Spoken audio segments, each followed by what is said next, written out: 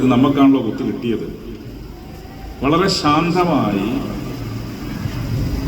ഭരണപക്ഷത്തെ കടന്നാക്രമിക്കുന്ന നിയമസഭാ സാമാജികന്മാരിൽ പ്രമുഖനാണ് Shri T V Ibrahim. അദ്ദേഹം വളരെ ശാന്തമായി, ഞാൻ വേറെ ബഹളോ മേശക്കടിക്കലോ ഒന്നുമില്ല, വളരെ ശാന്തമായി ബഹളം വെച്ചുണ്ടാക്കുന്ന രീതിയുണ്ട്. നിയമനിർമ്മാണങ്ങൾക്കകത്തും നന്നായി പഠിച്ചവതരിപ്പിക്കുന്ന നിയമസഭാ സാമാജികനാണ് ശ്രീ ടി വി ഇബ്രാഹിം.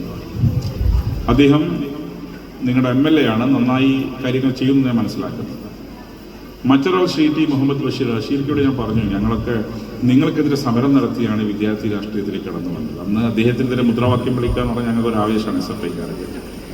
അന്ന് 91, 96 എന്ന് പറയുമ്പോൾ വിദ്യാർത്ഥി സംഘടനാ പ്രവർത്തകന്മാരായി ഞങ്ങളൊക്കെ സജീവമായി കടന്നു വരുന്ന രംഗമാണ്. അദ്ദേഹം അന്ന് കേരളത്തിൽ കരുണാകരൻ്റെ മന്ത്രിസഭയിൽ വിദ്യാഭ്യാസ വകുപ്പ് മന്ത്രിയായിരുന്നു. അദ്ദേഹത്തിനെതിരെ സമരം നടത്തി. അദ്ദേഹം വ്യക്തിപരമായിട്ടല്ല കേട്ടോ, ഗവൺമെൻറ് നയങ്ങൾക്കെതിരെ.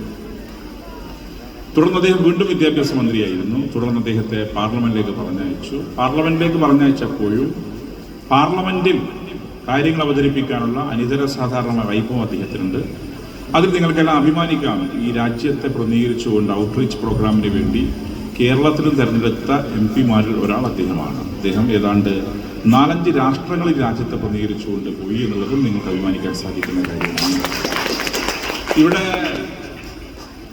ഈ സ്കൂളിൻ്റെ പുതിയ കെട്ടിടം ഉദ്ഘാടനം ചെയ്തു. ഈ സമയം ഒരു പ്രസംഗിക്കാൻ പറ്റിയ സമയമല്ല.